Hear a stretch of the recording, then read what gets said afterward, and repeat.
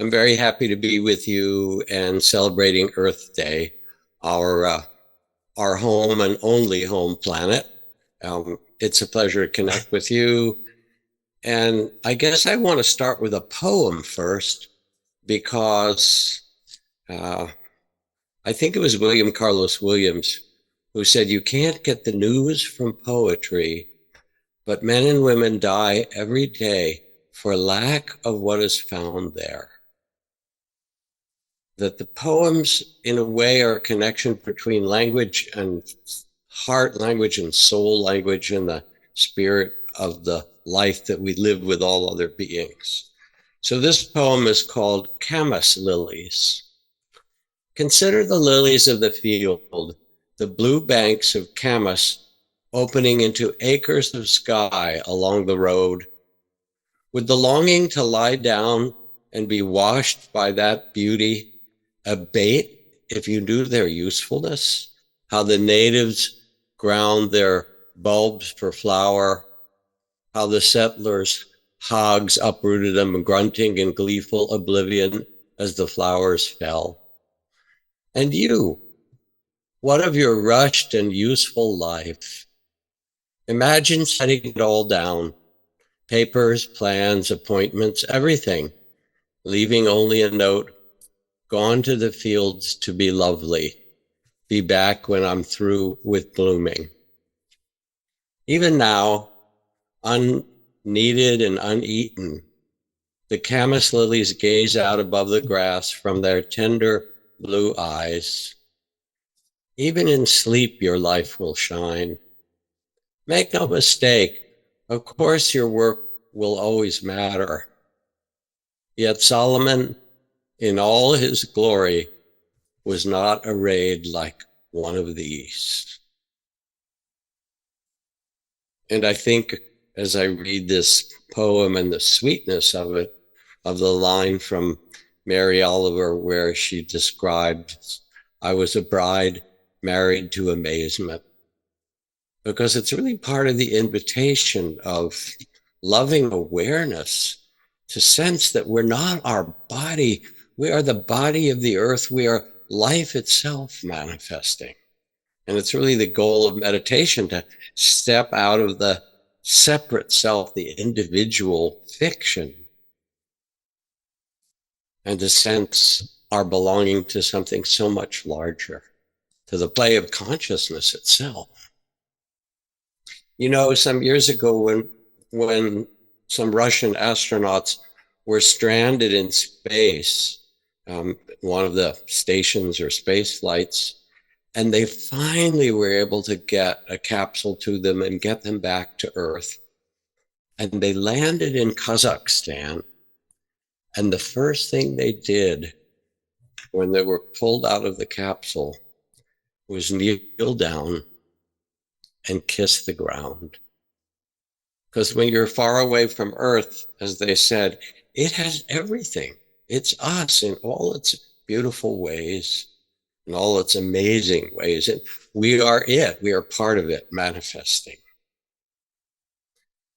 Now, because it's Earth Day, I also want to acknowledge as a Buddhist teacher how important the trees and the earth are in the Buddhist teachings and evolution.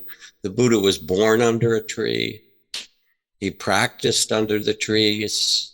He got enlightened under the Bodhi tree.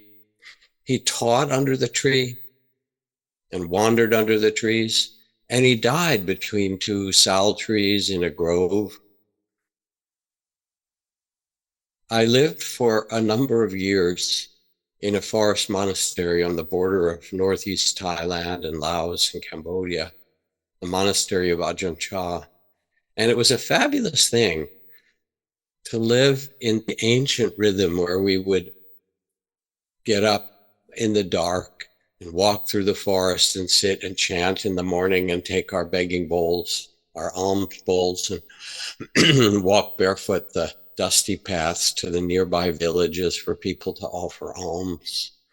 To live in that forest and watch the changing of the seasons and the moons and hear the cicadas and the civets, and it was a fabulous experience. And one of the practices there was called tree root practice, where you would sit, meditation would be at the base of a tree, like the Buddha himself. We were called forest monks, and we were taught that our breath and our body and our life was connected with the forest and the trees and all around us. I remember the sign on one tree in a monastery where I visited that said, um, it actually was near the stump of another sandalwood tree, and the sign was there saying, the sandalwood tree is so generous with its scent that it even shelters the axeman who cuts it down. So trees, as you know, have this profound connection to one another. We all know about the wood wide web and the mycelia and the way that trees communicate with one another and defend and offer help to one another. All these amazing things about the life of a tree. What does it mean to learn from the trees? The generosity of taking in the carbon dioxide and giving us back the oxygen. The extraordinary and amazing thing that trees turn light into sugar. What a fabulous thing to turn light into sugar. I mean, I think of my 5-year-old grandson who loves sugar like I do, to say, yes, light can turn into sugar. So we start with a sense of gratitude and amazement and interbeing in some way, and feel the generosity of the trees and the earth that gave life to us through its minerals and water and the forms of plants and animals around us in so many ways that we interbreathe. Let's do a practice together, a very simple one that helps people steady and ground and be connected to the earth through all the ups and downs of your daily life and all the things that happen to you. And you get in the middle of concerns or anxiety or hopes or plans or all those kind of things that take you away from being here on this earth and this mystery where you are. So let yourself settle and find a way to sit that's stable and comfortable and steady, just for 5 or 10 minutes.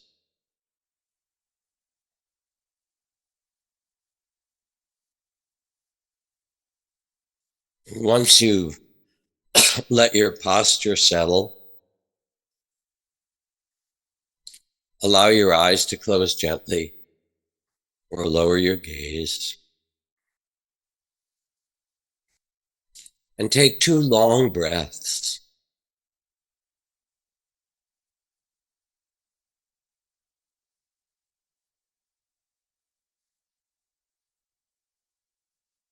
And let your eyes and face be soft.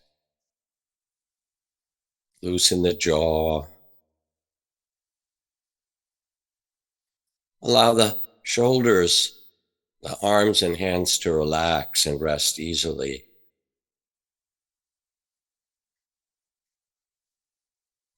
And feel the weight of your body. Gravity pulling you back to Mother Earth. And the connection between your body and the seat,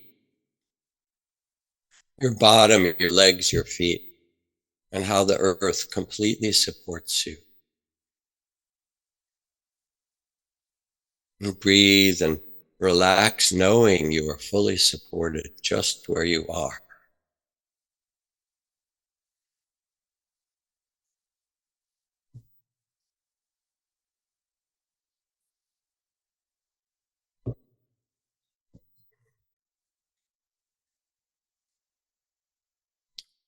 Now let yourself sense or feel or imagine in any way you can that you are a tree, that your body is like a great tree. And here you are, seated halfway between heaven and earth in this tree form. And feel or sense or picture or imagine as you sit steady and strong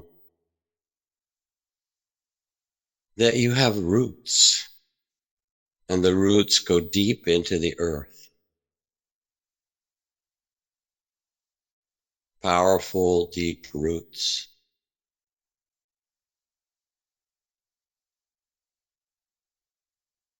And feel this strong connection and how the trunk of your body rises up from these deeply rooted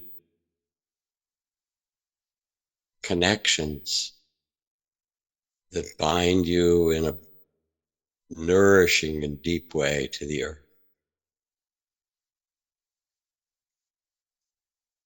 You are a great tree, powerful roots,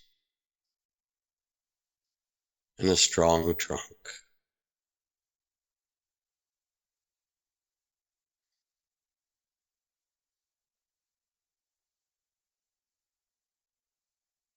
Now sense your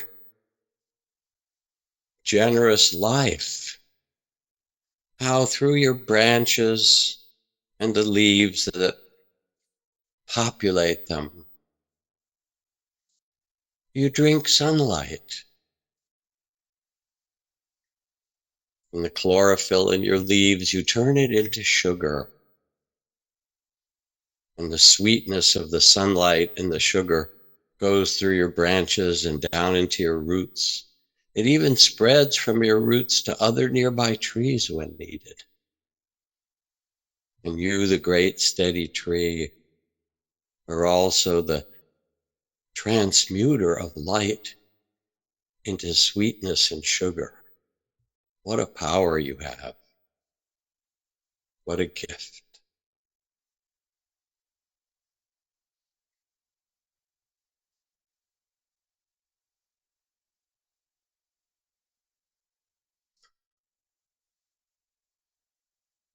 And sense how you breathe as a tree. Your leaves take in the atmosphere and the carbon dioxide around you, breathing in with every whispering breeze, and transforming and breathing out oxygen, the life oxygen that you offer to the animals and the beings around you. Feel yourself in this interbreathing dance.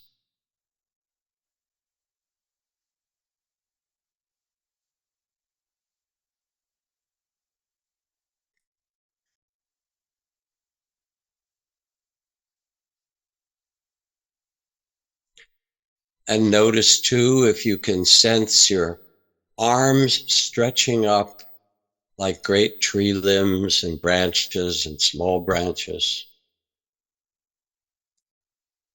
that all the weather and the changes in the atmosphere will come through. Rain, sweet, nourishing rain, and wild storms that blow you about. Sunlight, rainbows, sometimes snow, sometimes heat. And feel the steadiness of your trunk and the flexibility of your branches that can sway in the storms and the winds while you remain rooted in the earth. All the weather comes and goes. And if trees could smile, It said they laugh in flowers. If trees could smile, they'd smile the steadiness of yes. Winds and storm and warm days and sunlight and spring and fall, they all come. And here I stand rooted deep in the earth, steady and joyful.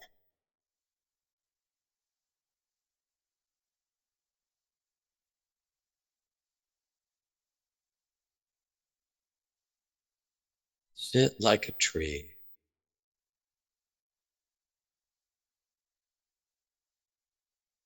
Strong and quiet.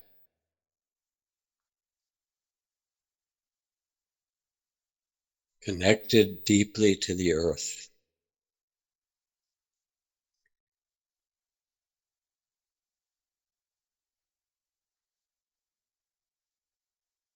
Steady amidst all the changes.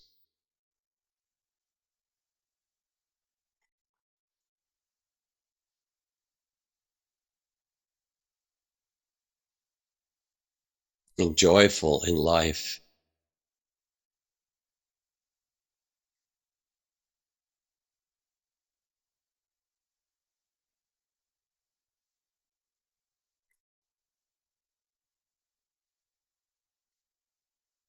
And now imagine that you can step out of being a tree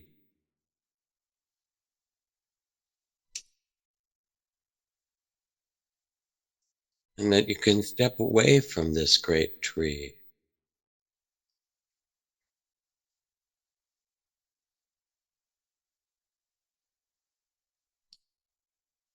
and step some distance away now in your regular body and gaze at the tree.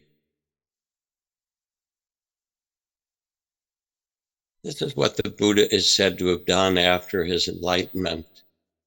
He moved a little distance from the Bodhi tree that sheltered him and spent 7 days in gratitude, quietly gazing and breathing together with the tree of enlightenment.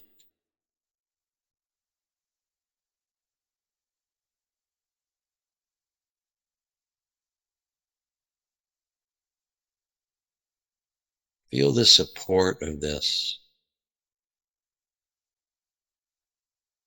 the connection and gratitude, mystery.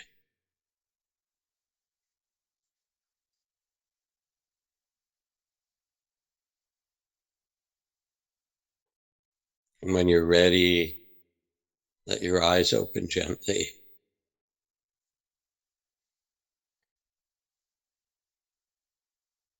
Continue to feel the strength and rootedness. You are Earth herself.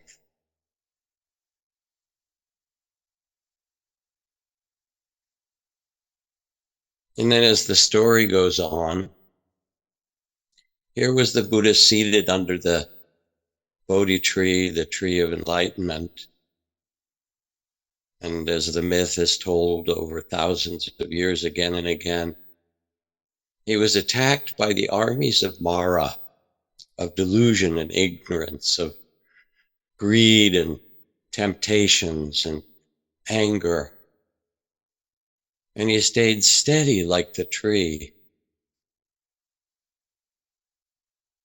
as the armies of Mara came and went, meeting them all with a compassionate heart. And then finally, Mara brought the most difficult army of all, the army of doubts. You know this army. It's too hard, I can't do it. Climate change is too big, enlightenment is impossible. What's asked of me in this life is beyond my capacity. The big doubts and the little doubts. And all the doubts flooded in. And the great doubt that Mara posed, what right do you have as a human being to awaken? And at this point, the Buddha took his right hand and reached down and touched the earth and called upon Mother Earth, the goddess of the earth, to bear witness to his right as a human being to sit and be connected with this earth and this great tree,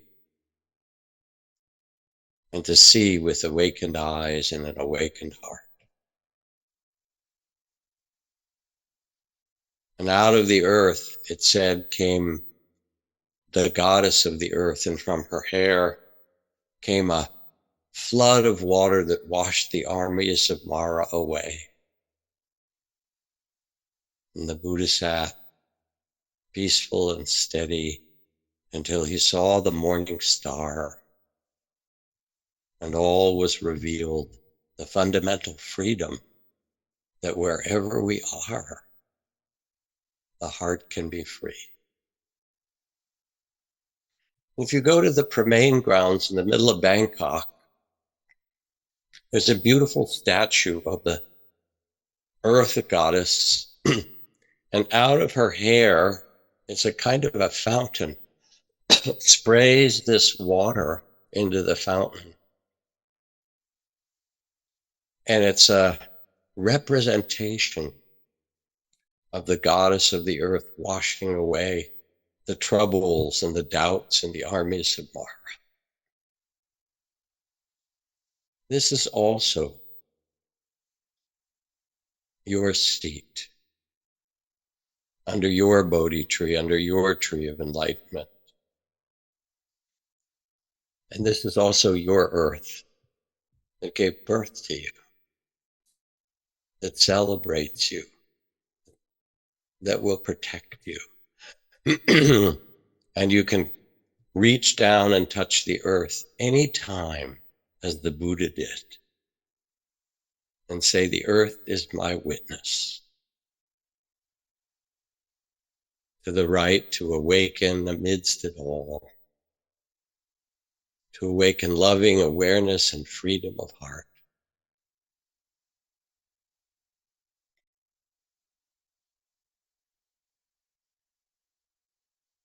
Now, some of you might be discouraged with all the difficulties facing Earth that have been chronicled over and over now in the news cycle and everything else, climate change and climate disruption and loss of species. And my very good friend, Wes Nisker, who died this last year, went to visit the poet Gary Snyder. Gary, who's trained as a Zen master, Pulitzer Prize winning environmentalist and poet who wrote Earth How It Sold 50 years ago. One of our great early environmentalists, and Gary in his 90s. And Wes asked Gary, you see climate change, the oceans rising, species being lost, desertification, increasing storms, loss of so many species. What advice do you have after 50 years as an environmentalist? What do you have for us? And Gary looked back and he said, don't feel guilty. Don't feel guilty. If you want to save it, don't save it out of guilt or fear or anger, because these are the very energies that have caused the difficulty. Fear and guilt and anger and greed. If you want to save it because you love it. Hold it against your heart, your bones. It is you. Save it because you love it. Because love is the only force that will really save it. It's like mothers lifting cars off their children. It is the great power. Save it because you love it. Now, one of my favorite practices that I learned from my beloved friend Joanna Macy, she and the environmentalist, she too isn't her colleague environmentalist, John Seed, decades ago, began a practice called Counsel for All Beings.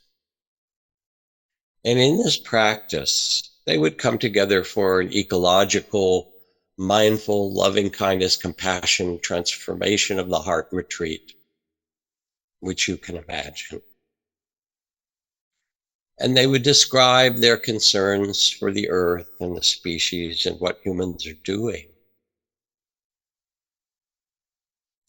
And then at some point in the retreat, they would be invited to go out into the fields and the woods around them in their natural environment and spend some hours until they could feel themselves connected to some particular species on this earth,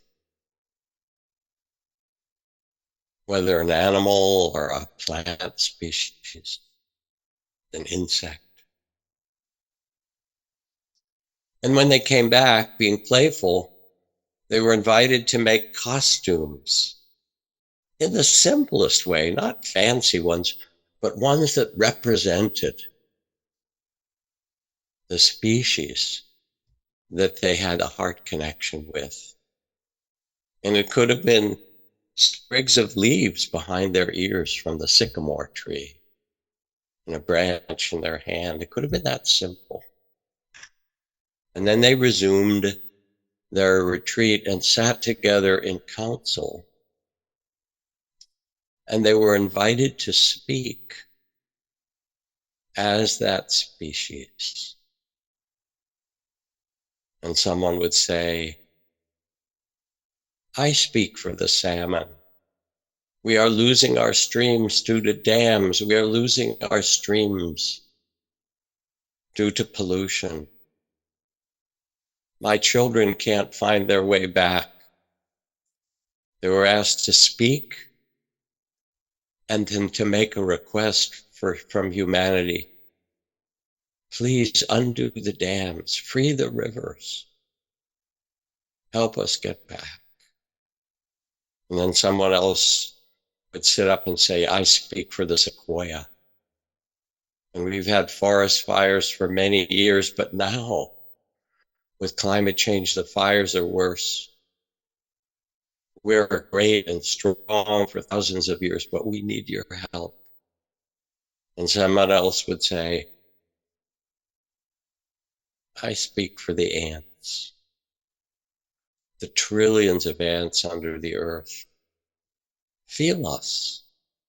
We're the ones that make your life possible, that aerate the soil, that move the nutrients, and open the roots for all the other plants.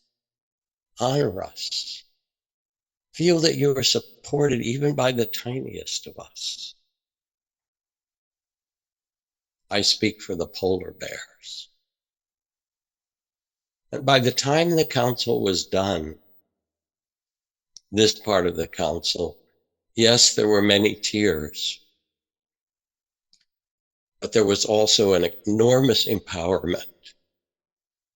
We can shift the small sense of self and sense that we are part of something so much bigger and more magnificent. That this is really who we are. And if you feel despair or anxiety or fear, the great naturalist and anthropologist Wade Davis puts it this way. He said, despair is an insult to the imagination. One of the amazing things as human beings is that we have the capacity to start over. It's never too late to start, to act from the heart, to transform things. And maybe what we've come to is what Joanna Macy calls the great turning. We've come to this huge dilemma on the earth and how we've polluted it and lived on it and othered it rather than seeing it as our brothers and sisters, our family. And the great turning is the shift in consciousness from a society that's focused on exploitation and consumerism to a life-sustaining civilization, to a civilization that's based on interconnections and ecological wisdom. We have the technical know-how, the understanding, the tools, the material resources. We have enough food and energy to live in a beautiful and wise way on this earth for all beings, not in an exploitive way or a greedy way. And finally, the earth is responding to our madness and our unconsciousness and our fears and say, transform this. Save it because you love it. Become part of this great transformation. And it's really what's possible. Howard Zinn, the great historian, says, to be hopeful in bad times is not just foolishly romantic. It's based on the fact that human history is history not only of cruelty, but also of compassion, sacrifice, care, courage, and kindness. What we choose to emphasize in this complex history will determine our lives. If we see only our fears and the worst, it destroys our capacity to do something. If we remember those times and places, and there are so many where people have cared for themselves and one another and the earth around them, where they behave magnificently, this gives us the energy to act and the possibility of sending this spinning green top of a globe into the direction of blessing for all that lives with us. Take a breath, Earth Day. Go out. Again, as Mary Oliver said, I was a bride married to amazement. Put your hand on a tree and speak with it and listen. What do you want to tell me? Touch the earth with your hands and say, will you be my witness, my source of courage? Look at the sky and the winds and all that changes in the season and celebrate. As E. Cummings wrote, I thank thee most for this amazing day, for the leaping greenly spirits of trees and a blue true dream of sky, for everything that is natural, that is infinite, that is yes.